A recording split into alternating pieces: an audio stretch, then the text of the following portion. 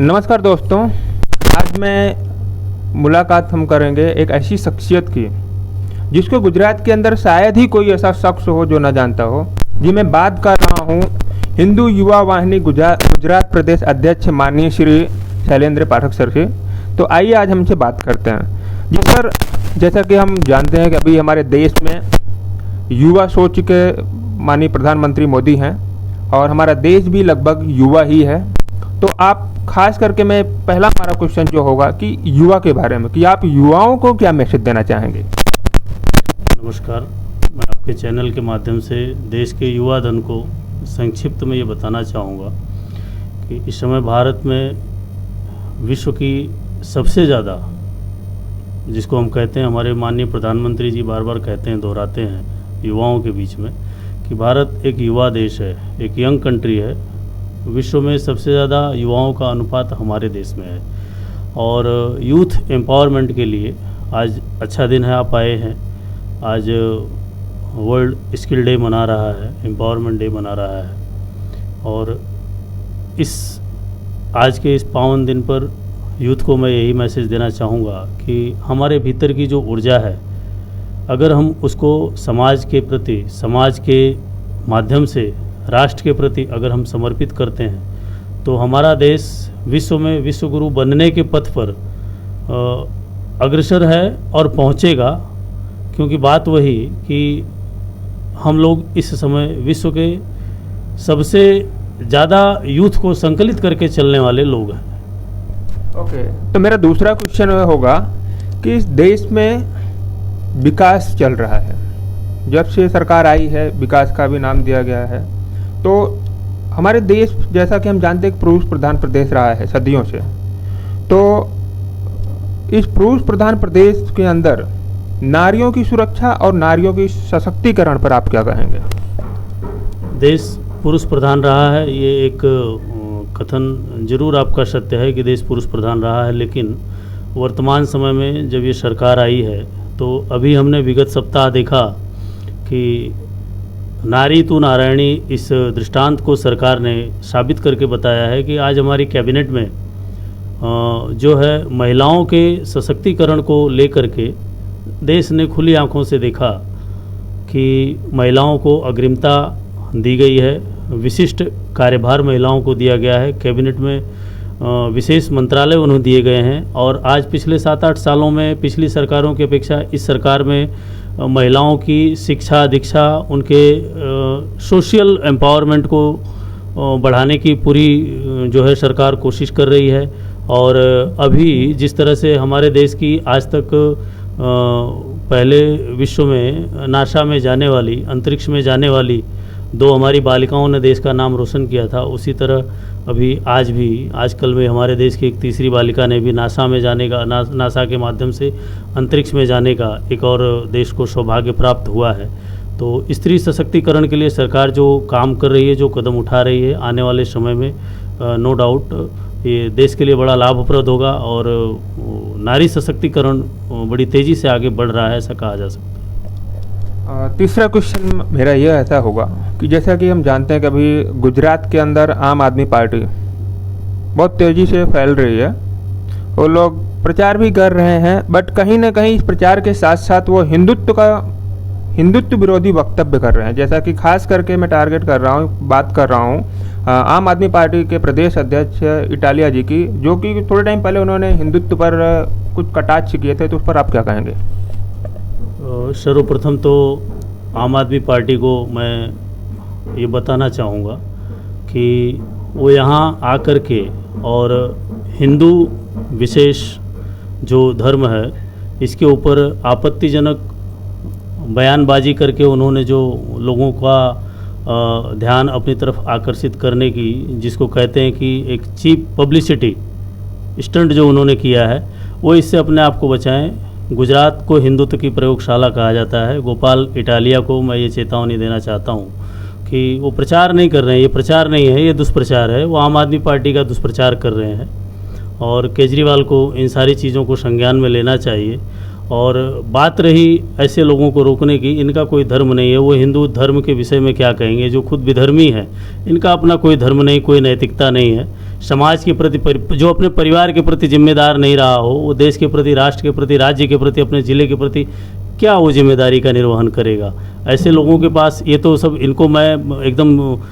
Open minded अगर होकर के मैं कहूँ तो इन लोगों का मानसिक इलाज कराना चाहिए, सरकार को इनके लिए व्यवस्था करके इन लोगों को कहीं पागल खाने में डाल देना चाहिए। तो आप खास करके गुजरात की जनता को क्या मैसेज देना चाहते हैं कि क्या इस प्रकार के नेतृत्व को हम चुने या ना चुने? गुजरात की जनता से मेरा अनुरोध है, गुजरात की जनता बहुत समझदार है। ऐसे कितने लोग आए, हार्दिक पटेल से लेकर के जिग्नेश मेवाणी से लेकर के अल्पेश ठाकुर, और उसके बाद फिर ये ईसूदान गढ़वी आ गए, फिर ये जो है ये विधर्मी आ गया जिसको बोलने की सभ्यता नहीं है, और उसके पीछे यहाँ के पढ़े लिखे सभ्य समाज का व्यक्ति लग गया, महेश भाई जिसको जगत पिता कहते थे। तो मैं गुजरात की जनता को ये कोई शिक्षा देने की बात ही नहीं, गुजरात की जनता अपने आप में बहुत संभ्रांत है। वो ऐसे लोगों को चिन्हित करती है और उनको उनकी जगह फिक्स कर देती है। जो लोग आज जहाँ पड़े हैं उसी किसी जगह कोई कोना ये लोग भी पकड़ लेंगे, इनका यहाँ कुछ होने वाला नहीं है। और जैसे मैंने कि सुना है कि गुजरात में लव जिहाद कानून जो लागू कराने में आपने बहुत संघर्ष किया है, तो मैं ये भी जानना चाहूँगा, हमारे दर्शक मित्र जो वो भी जानना चाहेंगे कि ये इसकी संघर्ष गाथा जो है वो कैसी रही? आपने हमारे संगठन के जो है मूलभूत एजेंडे पर अब जाकर के प्रश्न किया है। हमारे संगठन का मूलभूत एजेंडा यही रहा है। शुरुआती दौर से जब भी हमने इस संगठन को प्रदेश में ला करके और काम करने का और इस संगठन का विस्तरण करने का कार्य प्रारंभ किया, तो उसके मूल में लव जिहाद शब्द था। और ये लव जिहाद, इन जिहादियों द्वारा ये एक जो धर्मांतरण का षड्यंत्र छद्म रूप से चलाया जा रहा था इस समाज को तोड़ने के लिए, हमारे हिंदू बालिकाओं को बरगला करके और अपनी झूठी आइडेंटिटी बना करके ये हमारे समाज को विक्षिप्त करने की कोशिश कर रहे थे। इसके लिए हम लोगों ने अपने लेवल पर, ग्राउंड लेवल पर, पर्दे के बाहर और पर्दे के पीछे रह कर के हर तरह से बहुत प्रयास किए हैं। और इस लड़ाई को लड़ने में थोड़ी सी भावनाएं हमारी संवेदनशील रही हैं। हमने ऐसे परिवारों को देखा है, ऐसी बच्चियों को देखा है, बड़ी करुणा भरी कहानियाँ होती थी। आज भी कितने परिवार इस जिहाद का, इन षड्यंत्रकारियों का शिकार होकर के पायमाल हो चुके हैं। लेकिन बावजूद इसके कि विगत 4-5 सालों से लगातार हम लोग इनके षड्यंत्र के सामने खुल करके, खुली छाती से हम लोग लड़े हैं। और संगठन के एक एक कार्यकर्ता ने इसमें अपना बहुमूल्य योगदान, जिससे जो हो सका, ऐसी कहानियों को एक्सपोज करना, प्रशासन की मदद लेना, प्रशासन तक इस बात को पहुंचाना, लोगों में जागरूकता फैलाना, कॉलेजियंस गर्ल्स जितनी होती हैं उन लोगों को इन चीज़ों के प्रति अवेयर करना और छोटी से छोटी चीज़ों पर बारीकी से संज्ञान में ले करके और सरकार तक इनको पहुंचाना, सरकार को आवेदन देना। ढेर सारे जो है प्रेस वार्ता हम लोगों ने की और कई ज़िलों में जो है हम लोगों ने सरकार को आवेदन के माध्यम से जो भी एक प्रोटोकॉल के तहत सरकार को चिन्हित किया।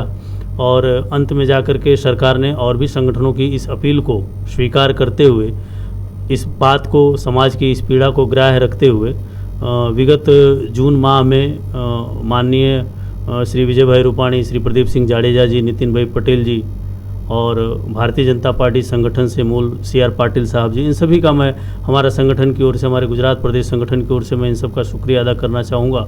कि इन लोगों के इन चीज़ों के मूल को समझ करके, इसको ग्राह्य करके और अपने अपने लेवल पर अपना जोर लगा करके विधानसभा में इस विषय पर वक्तव्य किया और इस विधेयक को पास किया। विधेयक को पास करने के बाद महामहिम राज्यपाल जी ने इस पर अपनी अंतिम मुहर लगाई और पिछली 15 जून को इसे एक कानून के रूप में गुजरात में पारित कर दिया गया। इसलिए मैं गुजरात सरकार का खूब खूब अभिनंदन और धन्यवाद करता हूँ। और जैसा कि सर मैंने देखा भी है और मैंने सुना भी है कि कोरोना महामारी के समय में आपने बहुत लोगों की मदद की, बहुत लोगों का जहाँ तक मदद नहीं पहुँच पा रही थी, एक समाज के अंतिम तबके तक, एक अंतिम व्यक्ति पर आप पहुंचकर उनकी मदद की। तो आज के समय में, आज भी जैसा कि कोरोना भी गया नहीं है, तो बहुत सारे लोग जो हैं अभी भी प्रोटोकॉल को फॉलो नहीं कर रहे, मास्क लगा के नहीं जा रहे हैं कहीं भी जा रहे, तो उनको आप क्या मैसेज देना चाहेंगे? ये तो एक विडंबना है, देश का दुर्भाग्य था, विश्व का दुर्भाग्य था कि इस तरह की एक महामारी जो काल का ग्रास हजारों सैकड़ों लोग प्रतिदिन बनते जा रहे थे, उस दौरान ईश्वर ने जो क्षमता हम लोगों को दी है, हमने अपनी क्षमता के अनुरूप समाज के अंतिम लोगों तक पहुंच करके कार्य करने का प्रयास तो मैंने अपने पर्सनल लेवल पर भी किया ही है। रात दिन एक करके हम लोगों ने मेहनत की है, ज़्यादा से ज़्यादा लोगों की जान बचाई जा सके, ज़्यादा से ज़्यादा लोगों को संसाधन पूरे किए जा सकें, उन्हें जो है मेडिकल व्यवस्थाएं मिल सकें, और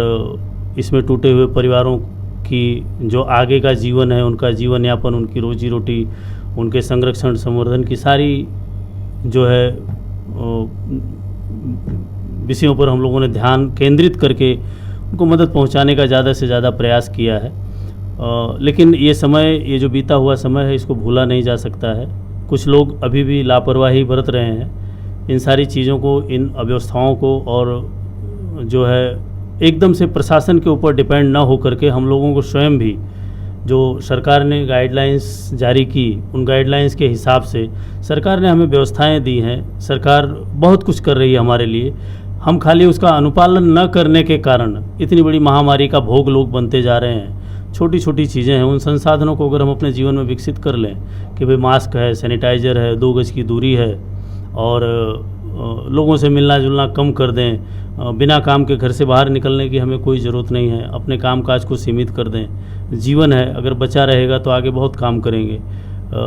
लालच में पड़ करके, लोभ में आकर के, लापरवाही में आकर के हम अपने जीवन को ऐसे संकट में डालना ये उचित नहीं है। तो लोगों को सरकार की कोरोना की गाइडलाइन का तो समुचित रूप से पालन करना चाहिए। और मेरा अंतिम क्वेश्चन कि जैसा कि अभी जापान में ओलंपिक्स होने वाला है, तो जो लोग हमारे देश के जो खिलाड़ी ओलंपिक्स में जा रहे हैं, और ख़ास करके गुजरात में इस बार महिलाएं प्रतिनिधित्व कर रही हैं गुजरात का, तो आप क्या कहेंगे उन पर? बड़े सौभाग्य की बात है कि जापान में होने वाले ओलंपिक में सबसे पहले तो मैंने देखा कि हमारे प्रधानमंत्री जी ने लोगों का इतना उत्साहवर्धन किया है, और साथ साथ हमारे गुजरात प्रदेश से देश के जो भी खिलाड़ी जा रहे हैं, उसमें हमारे गुजरात प्रदेश की जो युवा महिला खिलाड़ी हैं, जो युवा धन है, वो इस बार नेतृत्व कर रहा है। ये हमारे प्रदेश के लिए, हमारे समाज के लिए, हमारे देश के लिए गौरव की बात है।